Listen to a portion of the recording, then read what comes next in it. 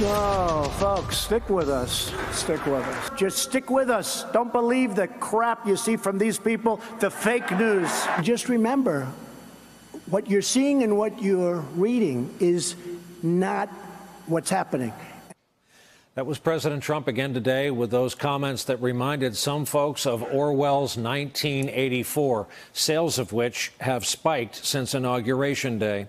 Here's how former longtime Republican political strategist Steve Schmidt reacted to those words earlier today on this network. When you're able to convince somebody what is certainly true is not, when you can embrace the big lie with the same type of effectiveness that fascist movements used it, that Hitler used it, that Mussolini used it, that Soviets used it, then you are well on your way to doing grave and lasting damage to the fundamental institutional pillars of a democratic republic like the United States.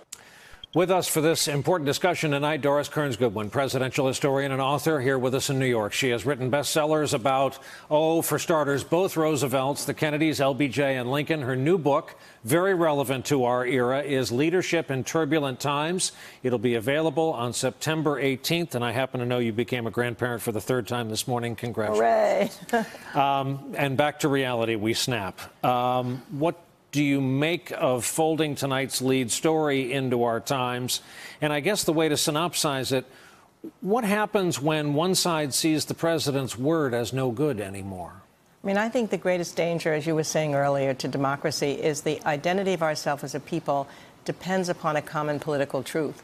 And what we've got is an erosion of trust in our institutions, in the president, in the Congress, in the judicial system, because you've got different people saying different things, fake news, alternative facts, misspoken statements, half-truths, and outright lies.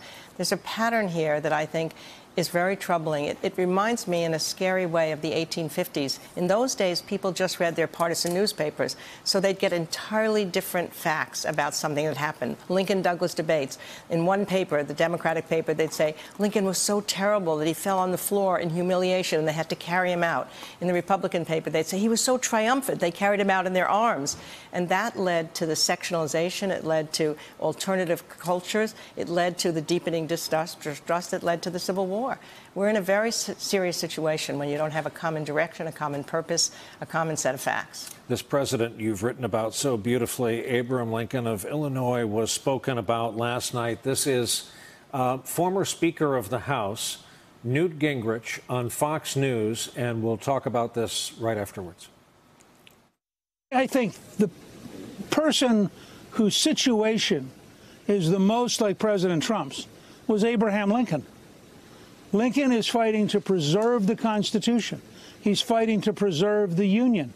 And he's having to do a lot of different things that are very bold and in some cases very radical.